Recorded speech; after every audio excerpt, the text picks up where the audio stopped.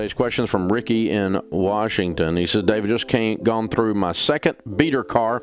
Tired of being on a first-name basis with the AAA tow truck driver. I'm out of debt. I have my emergency fund saved, and I have the money to get a little nicer car. Having a hard time parting with it because I worked so hard to save it. Can you talk a bit about the struggle people have with spending money, even when they have it to spend? Yeah, it's so hard to finally get some in savings. It's hard to release it, especially if you're wired as a saver. Now, I'm wired as a spender. My wife is wired as a saver. Usually we fall in one of two categories. I think you're wired as a saver. She gets great comfort from having that pile of money more than she would get great comfort from having a reliable car. Me, I'd rather have a reliable car. Past the emergency fund. You're at the, this is an emotional thing at this point. It's not a financial thing. I have the money, but I have trouble releasing it. And so what that says is you're just getting some, it's a normal thing, and it's not a bad thing, but it just says I get security from that extra money beyond my emergency fund.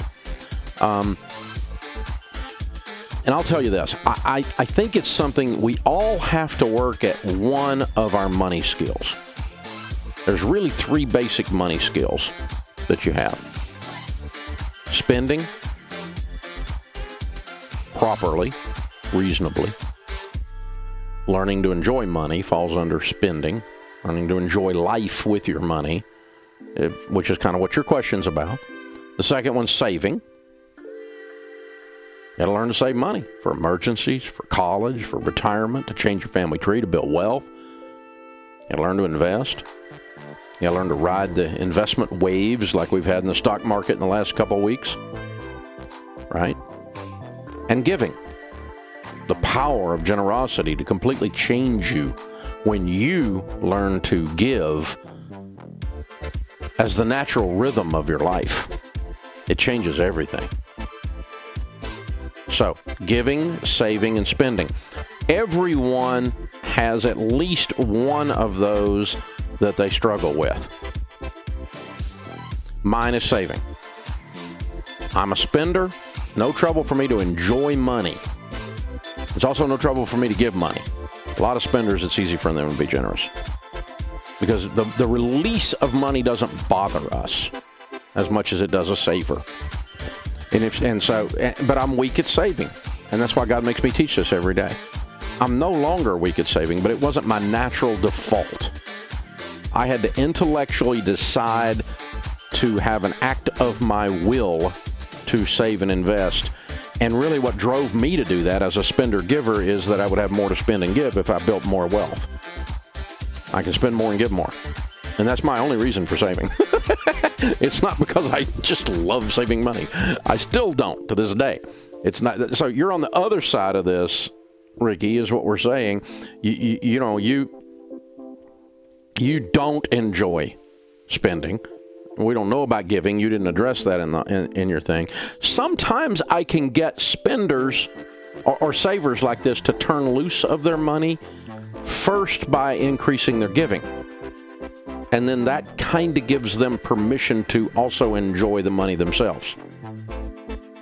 But it would be a shame to save and work and not enjoy some of your money. And one of the things you should enjoy is a reliable vehicle. And you don't have a reliable vehicle. You've been doing beaters.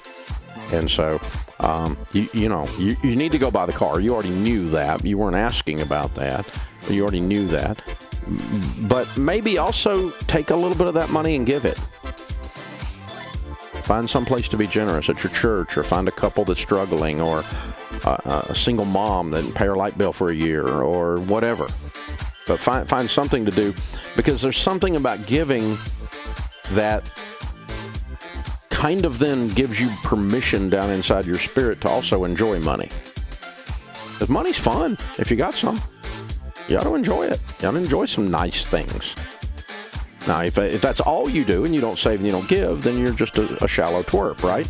But, to assume that just because someone has the ability to enjoy money means that they're greedy or shallow, that's just bogus.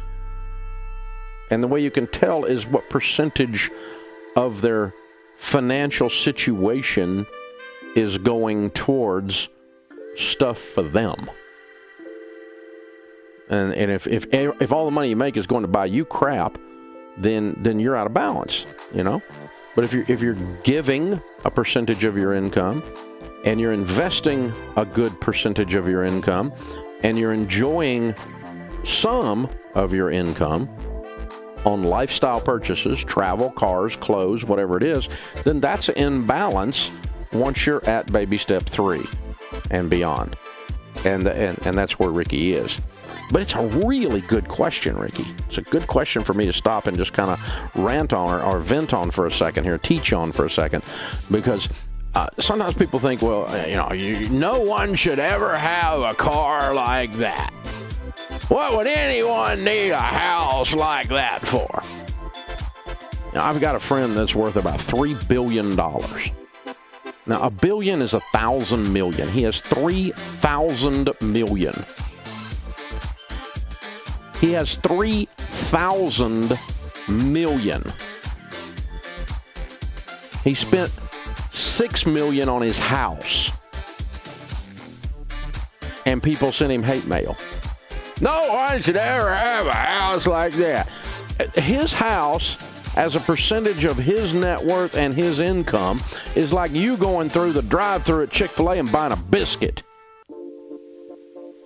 It didn't affect his life one iota to spend $6 million on a house. As a matter of fact, that's a very conservative house for someone who has $3 billion.